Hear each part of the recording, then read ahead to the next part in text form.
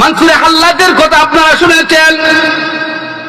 মানসুরে হাল্লাদরে আসলে আমি পড়েছিলাম আয়াত সূরা মুলক থেকে, মওত বিষয়ে কিছু কথা বলবো। মনসুরে হাল্লাদ রহমতুল্লাহি আলাইহি আল্লাহর একজন ওলি ছিলেন।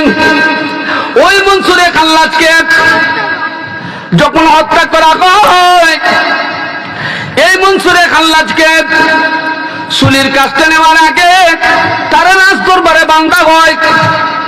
রাজ দরবারে কিনা করছে? বাঁধছে।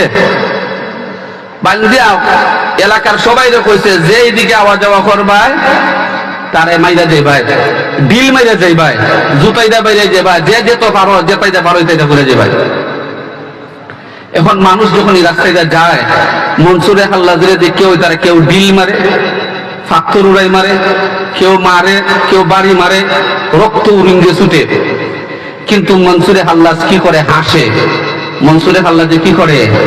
হাসে। মানুষে জিগায় যে তুমি তোমার এত মার মারা হয়, রক্ত উরিঙ্গে ছিটকে পড়ে গিয়া রাস্তা পর্যন্ত লাল হইয়া যায়, মনসুর তুমি খান্দার তো কথা, তাহলে তুমি আসো কেন? মনসুরে আল্লাহ বলেন, শোনো শোনো, আমি আমার আল্লাহরে মহব্বত করি। আজকে যে আমি এই জায়গার মধ্যে আছি, আমার আল্লাহর মহব্বতে আমার আল্লাহ খুশি। আমার আল্লাহর পক্ষ থেকে এটা নির্ধারিত, আমাকে মানুষে ডিল মারত, আমাকে মানুষে আঘাত করত, আমার রক্ত প্রবাহিত হওয়াটা আমার আল্লাহর পছন্দ। এই জন্য আমার তুলে যদি জুতো মারো তবু আমি খুশি, আমারও যদি ফুলের তোড়া দাও তবু আমি খুশি, কারণ আমার আল্লাহ এটার মধ্যে খুশি।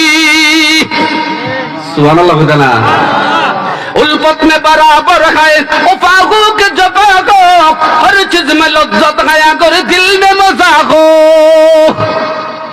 আমি পাশের কাছে ঝুললেও আমার কোনো আপত্তি নাই, কারণ আমি কারে পাইছি?